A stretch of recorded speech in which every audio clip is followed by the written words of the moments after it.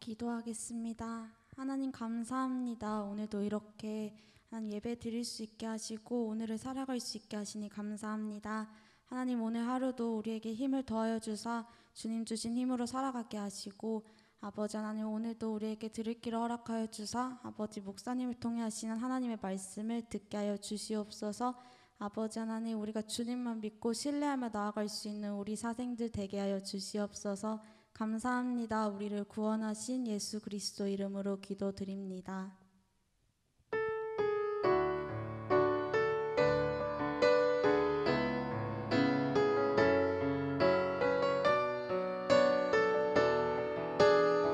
날이 저물어 갈 때, 날이 저물어 갈 때, 빈들에서 걸을 때, 그때가 하나님의 때. 내 힘으로 안 될 때, 빈손으로 걸을 때, 내가 고백해 여호와 이래. 우리 모인 이곳에 주님 함께 계시네. 누리네 아버지 은혜. 적은 떡과 물고기 내 모든 걸 드릴 때 모두 고백해 여호와 이래. 주가 일하시네. 주가 일하시네. 주가 일하시네. 주께 아끼지 않는 자에게 주가 일하시네. 주가 일하시네. 신뢰하며 걷는 자에게. 날이 저물어 갈 때, 날이 저물어 갈 때, 빈들에서 걸을 때, 그때가 하나님의 때. 내 힘으로 안 될 때, 빈손으로 걸을 때, 내가 고백해 여호와 이래. 우리 모인 이곳에, 우리 모인 이곳에 주님 함께 계시네. 누리네 아버지 은혜. 적은 떡과 물고기 내 모든 걸 드릴 때 모두 고백해 여호와 이래. 주가 일하시네. 주가 일하시네.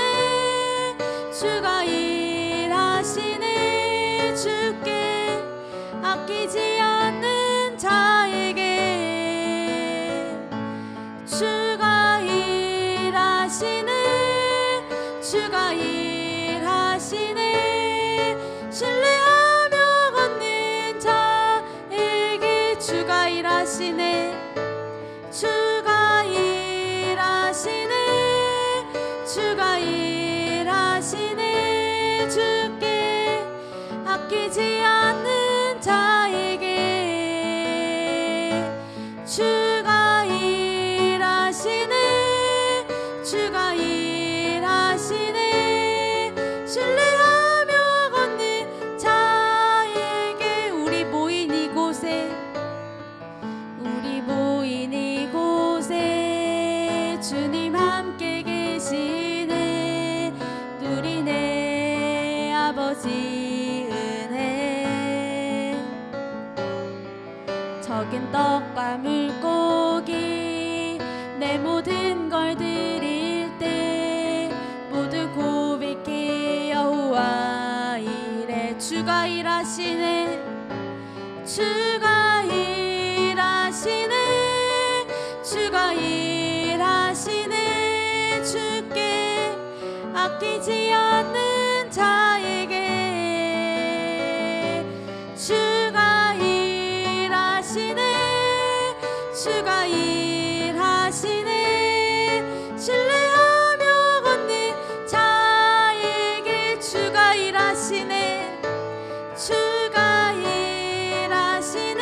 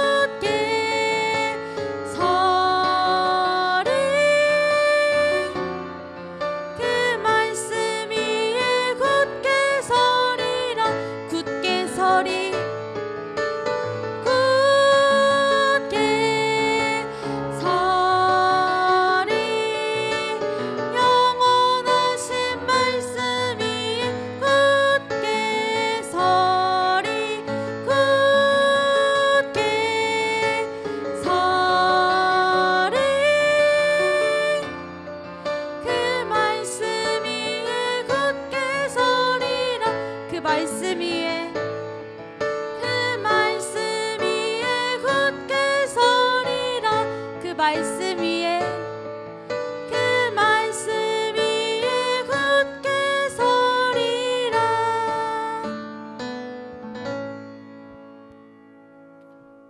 살아계신 하나님 은혜를 감사합니다. 이 새벽에도 저희들에게 말씀으로 이끌어 주시기를 원합니다. 말씀 가운데 하나님의 음성 듣게 하시고 말씀 가운데 하나님의 살아계심을 깨닫는 축복의 시간 되게 하옵소서. 예수님의 이름으로 감사하며 기도드립니다.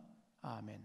마태복음 16장 17절부터 19절에 있는 말씀을 제가 교독하겠습니다. 제가 봉독하겠습니다. 예수께서 대답하여 이르시되 바요나 시몬아 내가 복이 있도다. 이를 내게 알게 하니는 혈육이 아니요 하늘에 계신 내 아버지시니라. 또 내가 내게 이르노니 너는 베드로라. 내가 이 반석 위에 내 교회를 세우리니 음부의 권세가 이기지 못하리라. 내가 천국 열쇠를 내게 주리니 내가 땅에서 무엇이든지 매면 하늘에서도 매일 것이요 내가 땅에서 무엇이든지 풀면 하늘에서도 풀리리라 하시고,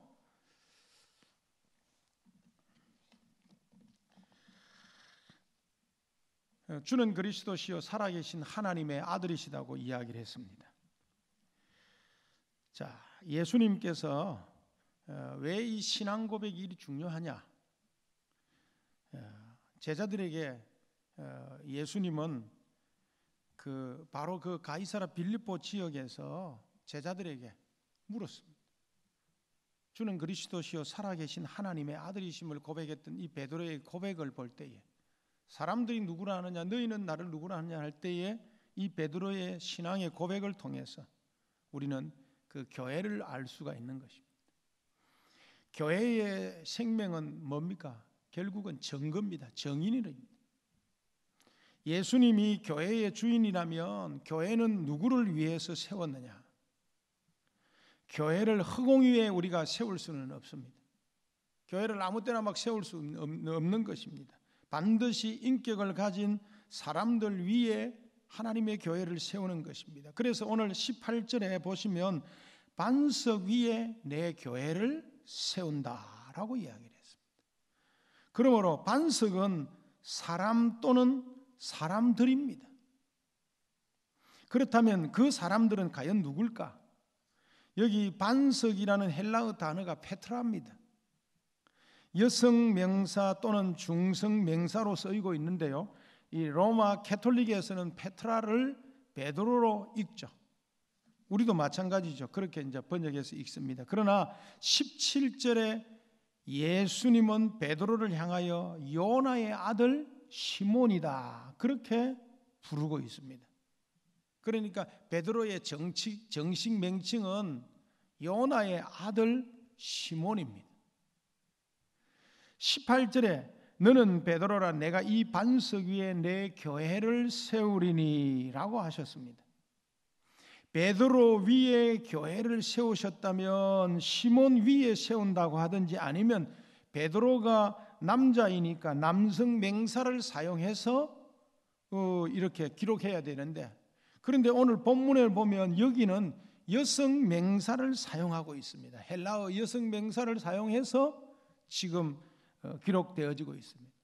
왜 예수님은 내가 이 페트로스, 이게 남성 명사거든요. 페트로스라는 그 헬라어 단어를 사용해서 내 교회를 세운다고 하지 아니하고 말을 바꾸어서 페트라 위에 세운다고 하셨을까? 바로 여성 명사를 사용해서 왜 이걸 기록했을까?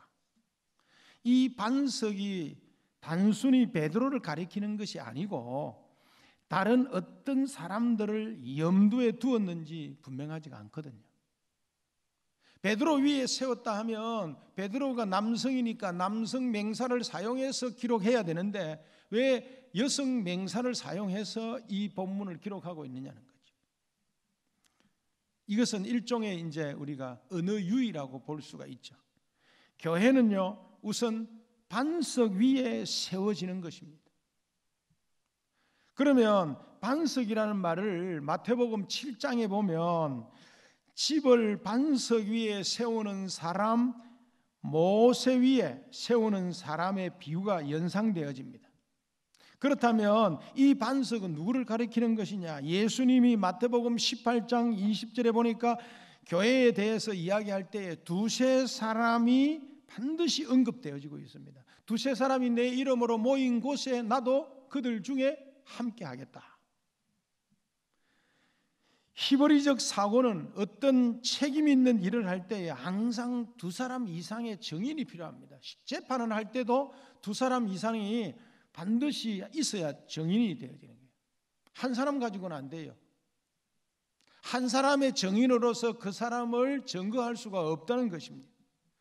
그래서 고린도후서 18장에 디모데전서 15장 19절에 보면 장로에 대해서 송사할 때에, 장로를 심판할 때에, 재판할 때에 장로에 대한 고발은 두세 증인이 없으면 받지 아니한다, 그렇게 이야기를 하고 있습니다. 고린도후서 18장 13장 1절에 보면 내가 이제 세 번 너희에게 가리니 두세 증인의 입으로 말마다 확정하리라, 그렇게 이야기를 하고 있습니다. 요한계시록 11장 3절에 보면 내가 나의 두 증인에게 권세를 주리니, 이렇게 이야기를 하고 있습니다. 그러니까 교회를 세우는 아주 중대한 일을 한 사람에게 맡길 수가 없는 것입니다. 증인이 없으면 무효가 되기 때문에 그렇습니다. 이렇게 보면 예수님이 사용하셨던 이 반석이란 베드로 개인을 가리키기보다는 그곳에 모인 두세 사람 이상의 자들을 이야기하고 있다 이 말이죠. 그들은 바로 신앙 고백을 한 사람들입니다. 제자들로 보아야 되는 것입니다. 베드로는 그곳에 있던 제자들을 대표하는 그 신앙을 고백했던 것입니다. 제자들을 대표해가지고 신앙을 고백했던 자가 바로 베드로였던 것입니다.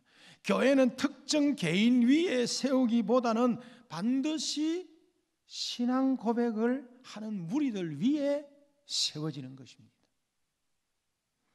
이 무리는 개인이면서 공동체입니다. 바로 예수 그리스도를 주로 고백하는 그리스도의 공동체, 바로 하나님 나라의 백성이 있어야 되는 것처럼 저와 여러분들은 바로 하나님 나라의 백성이다 이 말이에요. 다시 말하면 교회의 공동체의 멤버다 이 말이죠. 교회가 한 사람의 모임이 아닙니다. 한 사람으로서 끝나는 게 아니에요. 그래서 우리가 교회는 교인들의 모임이잖아요. 모임. 내가 없다면, 다시 말하면 주는 그리스도시요 살아계신 하나님의 아들이심을 고백하는 개인들의 모임이 바로 교회인 것입니다. 내가 없다면 교회가, 공동체가 없고, 결국은 뭡니까? 믿는 자들이 하나님과 친밀함을 강조하지만 동시에 교회 공동체를 통해서 하나님과 교제하는 것입니다. 교회의 주체는 바로 신앙을 고백하는 사람들입니다. 직분이 아닙니다. 사람들은요 착각해요. 교회가 직분, 아니요. 교회는 직분이 중요한 것이 아니고 교회는 반드시 예수 그리스도를 주로 고백하는 것, 십자가에 죽으시고 부활하신 그분을 고백하는 자들의 모인 공동체가 바로 교회인 것입니다. 교회의 본질입니다. 그런데 자꾸 직분에 치우쳐 있어요. 현재 교회가 직분 중심의 교회로 이해되고 있으면 참 불행한 일이죠. 교회는요 어떤 직책 위에 세워지는 게 아닙니다. 직책이란 교회를 섬기도록, 교인들이 자꾸 숫자가 늘어나다 보니까 섬길 자들이 필요하잖아요. 그래서 장로를 세우고 집사를 세우고 권사를 세워서 그 각각의 직분을 통해서 교회를 섬기도록, 교인들을 섬기도록, 그 신앙을 고백하는 그리스도인들을 섬길 수 있도록 세우는 게 바로 직책인 것입니다. 그럼에도 오늘날 직책이 뭐냐면 신앙보다도 높아 있어요. 직책 위주의 교회로 운영되고 있는 것은 사실은 변질된 교회의 모습이 아닐 수 없습니다. 교회는요, 주는 그리스도시요 살아계신 하나님의 아들이심을 고백하는 사람들 위에 세워지는 것입니다. 그들이 교회의 주인인 것입니다. 그렇다면 교회에 주어진 특권이 뭘까? 하나님이 교회에게 주신 특권이 뭘까? 오늘 16장 19절에 보면 천국 열쇠를 주었다라고 이야기를 하고 있잖아요. 이 천국 열쇠가 바로 하나님이 교회에게 주어진 특권입니다. 가톨릭 교회에서는요, 이것을 베드로가 받았고 교황이 이어간다고 주장합니다. 그래서 사죄할 수 있는 특권이 교황에게 있다고 말하기도 하는 것입니다. 그러나 위에서 반석이 베드로가 아니라고 밝혀낸 이상 열쇠도 베드로 개인이 받았다고 주장하는 것은 모순이지요. 더욱이 본문은 교회를 세우는 원리를 전하는 내용이므로 베드로에게 집중하기보다도 교회에 집중해야 되는 것입니다.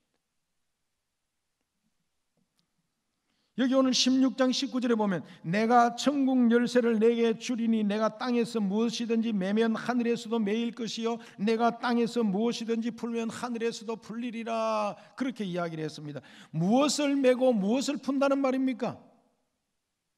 천국의 문을 매고 푼다는 것일까? 그렇다면 사람을 용서하고 죽이는 권한이 베드로에게 있다는 말이냐요.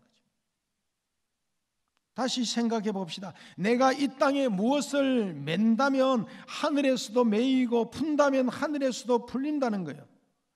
매고 푸는 것이 도대체 뭘까? 여기에 많은 해석이 따르게 되어집니다. 어떤 사람들은, 어떤 학자들은, 어떤 분들은 기도로 해석하기도 합니다. 그러나 기도는 풀리기는 할 수는 있습니다. 그러나 매이게 하는 것은 할 수가 없습니다.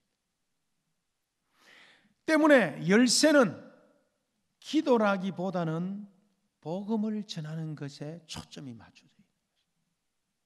그리스도인들이 복음을 전하고 전도받은 사람들이 그것을 받아들이면 하늘에서 그를 받아 주시고 그것을 거부하면 하늘에서도 그에 대해서 닫히는 것입니다.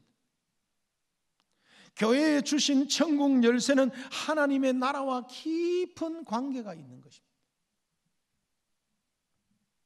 사도 바울은 로마서 1장 16절 17절에서 이렇게 이야기합니다. 내가 복음을 부끄러워하지 아니하노니 이 복음은 모든 믿는 자에게 구원을 주시는 하나님의 능력이 됨이니라. 먼저는 유대인에게요 또한 그리고 헬라인에게로다. 복음에는 하나님의 의가 나타나서 믿음으로 믿음에 이르게 하나니 기록된 바 오직 의인은 믿음으로 말미암아 살리라 함과 같으니라.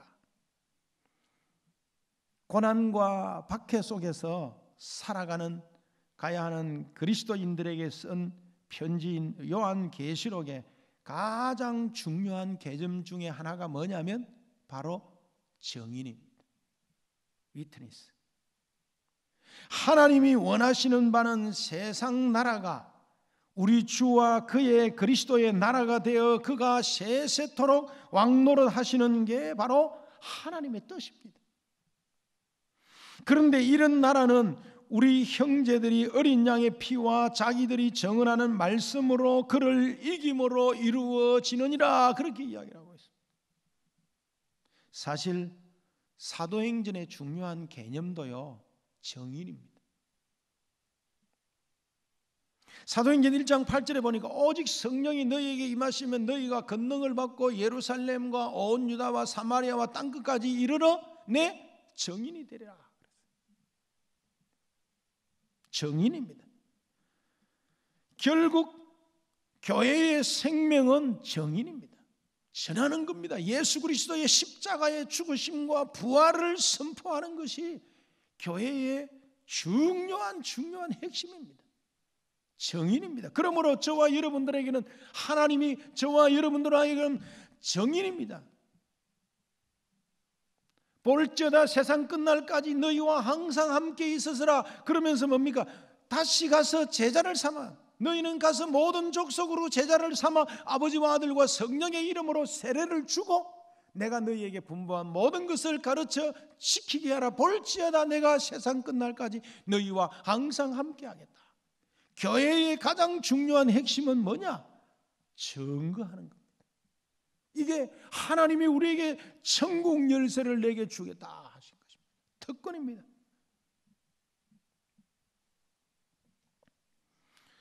정인이란 어떤 사람들입니까? 사도행전에 의하면 정인은 예수님을 깊이 아는 사람이고 배워야 알아야 하고 또 예수님과 함께 살면서 경험해 본 사람입니다. 그리고 예수 그리스도의 십자가의 고난과 부활을 다른 사람들에게 담대하게 전할 수 있는 사람이었습니다. 정인의 모델은 바로 예수 그리스도시죠. 요한계시록 1장 5절에 이렇게 말하고 있습니다. 또 충성된 정인으로 죽은 자들 가운데 먼저 나시고 땅의 임금들의 머리가 되신 예수 그리스도로 말미암아 은혜와 평강이 너희에게 있을지어다, 그렇게 이야기를 했죠. 요한계시록은 믿음이나 구원이란 용어가 거의 나오지 않습니다. 긴박한 삶에서 어떻게 하면 그리스도인의 정인으로 살아가느냐 하는 그것을 다룬 책이 바로 요한계시록입니다. 따라서 여기서는 정인으로 산 자만이 최후의 승리를 거두는 것입니다.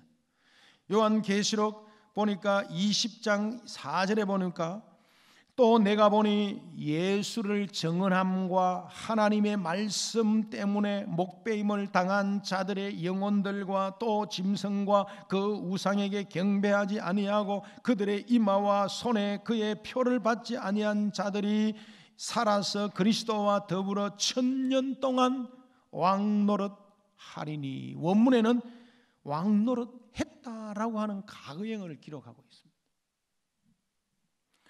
천국 열쇠는 그러니까 예수 그리스도의 정인입니다. 하나님이 그 권한과 책임을 우리에게 주어진 겁니다. 교회에게 주어진 것입니다. 그 특권이 교회에 주어졌고 교회는 그리스도의 복음을 전하는 곳입니다. 아니, 이 땅에서 하나님의 나라를 이루어가는 모체요, 그 모체가 바로 교회인 것입니다. 교회는 아무리 잘못되어 간다 해도 그럼에도 하나님을 보여주는 것이 바로 교회밖에 없습니다. 또 그리스도의 복음을 전하는 것도 바로 교회뿐입니다. 이 책임과 권한을 이루어가는 바로 도구가 전도고 선교지요. 교회가 없다면 이 땅에 그 어떤 선교단체도 존재할 수가 없죠. 천국 열쇠와란 교회에 주신 영혼을 구원하는 책임과 특권을 말합니다. 그러므로 이 특권을 사용하지 않는 교회는 교회라고 할 수가 없죠.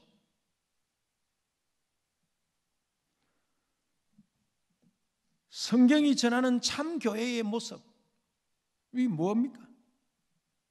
마태복음 16장 18절에 내가 이 반석 위에 내 교회를 세우리니 음부의 권세가 너를 이기지 못하리라 그랬습니다. 이 땅의 교회를 보면 얼마나 모순이 많은지 모릅니다. 교회 보면요, 모순이 너무 많아요. 갈등도 많고 말도 많고 시비도 많고 이런 이야기 저런 이야기 별별 이야기들이 많아요. 부정적인 이야기들도 많이 나오죠. 그래서 어떤 사람은 뭐라고 하냐면 교인보다 술 먹는 친구가 훨씬 더 낫다라고 이야기하는 사람도 있어요. 참 아이러니하죠. 그런데 이상한 것은요, 이런 교회가 금방 사라질 것 같지 않아요? 예? 그런데 2000년 동안 그런 교회가 지금까지 해오고 있습니다. 교회가 오히려 더 성장해 가고 있어요. 이상하게 망해야 되는데 이 땅에 많은 기관과 조직이 일어나고 없어집니다. 아무리 긴 역사를 자랑한다 해도 100년을 넘기지 못합니다. 그런데 없어지지 않고 꾸준히 존재하는 것이 바로 교회입니다. 교회의 주인이 바로 예수 그리스도이기 때문에 그렇습니다. 교회에 운영하시는 것도 하나님께서 진행하시기 때문에 그렇습니다. 그러므로 교회의 운영은 하나님께 맡김이 마땅하죠. 복음서들은 가이사라 빌립보에서 신앙 고백을 끌어내시고 교회를 세우는 원리를 말씀하신 이후에 예수님께서는 이제 베나산의 모습을 보여주십니다. 제자들을 데리고요 베나산으로 갔습니다. 베나산은 우리에게 여러 가지 의미를 던져주는데 예수님은 베드로만 베나산으로 데리고 가신 것이 아니고 베드로하고 요한과 야고보를 데리고 갔습니다. 그리고 그곳에서 모습이 해같이 눈부시게 변형됨과 동시에 하늘에서 내려온 두 사람과 더불어 말씀하시는 것을 제자들이 보았어요. 누가복음 9장 30절 31절에 보면 이 두 사람이 누구인지 그리고 주님과 그들과 어떤 대화를 나누었는지를 누가가 밝히고 있습니다. 누가복음 9장 30절 31절에 문득 두 사람이 예수와 함께 말하니 이는 모세와 엘리야라 영광 중에 나타나서 장차 예수께서 예루살렘에서 별세하실 것을 말할세, 그렇게 이야기합니다. 누가가 정언하기로 모세와 엘리야가 나타나서 주님의 죽으심에 대해서 대화를 나누었다고 이야기를 하고 있습니다. 누가는요, 여기서 예수님의 죽음에 대해서 엑소더스라는 표현을 쓰고 있습니다. 예수님의 십자가의 죽으심은 엑소더스입니다. 다시 말하면 출애굽 가정의 출발이라는 것입니다. 모세가 출애굽했듯이 예수님도 백성들을 죄에서 건져서 출애굽하기 위해서 죽으신 것입니다. 주님과 함께 있던 베드로와 요한은 그곳에서 하늘의 모습을 보았습니다. 이날의 일은 예수님이 베드로가 고백한 대로 그리스도시며 살아계신 하나님의 아들인 것들 그들에게 생생하게 보여주셨습니다. 동시에 이를 통해서 예수님은 제자들을 위로하고 하늘의 소망을 가지도록 말씀하시고 그러면서 앞으로 닥칠 고난과 환난을 이겨낼 수 있도록 용기를 주신 것입니다. 또 한 가지는 변화산에서 보여준 모습은 천국의 모습이면서 동시에 세워야 할 천국 교회의 모습을 보여주신 것이면서 천국의 모습을 제자들에게 보여주신 것입니다. 그러면서 제자들로 하여금 이 절망과 고난과 시련과 어떤 환난이 오더라도 예수 그리스도의 십자가의 복음의 정인으로 당당하게 천국 열쇠, 하나님이 교회에게 주신 천국 열쇠, 특권, 복음 전하는 특권, 예수 그리스도의 십자가의 죽으심과 부활의 복음을 선포하는 이 엄청난 정인의 특권을 하나님이 교회에게 주셔서 환난과 시련을 이겨낼 수 있도록 해주신 것입니다. 이런 놀라운 천국 열쇠를 주어서 저와 여러분들로 하여금 예수 그리스도의 십자가의 복음의 정인으로 서기를 원합니다. 당당하게 예수 그리스도를 증거하는 정인으로 세워져 가야 될 줄 믿습니다. 교회의 본질은 정인입니다.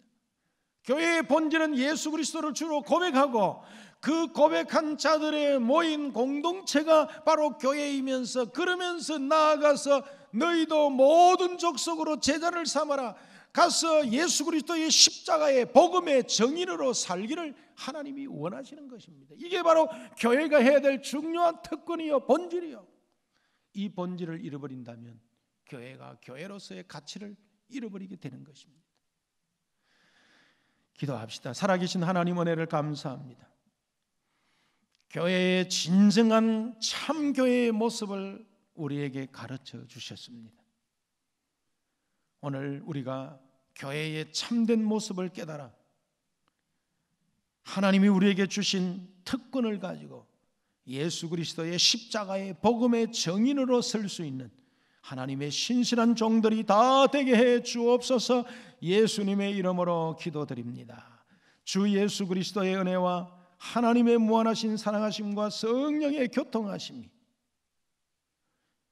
참 교회의 모습, 예수 그리스도의 십자가를 증거하며 정인으로 살기로 결단하는 모든 주의 자녀들 머리 위에 이제로부터 영원토록 항상 함께 계실지어다. 아멘.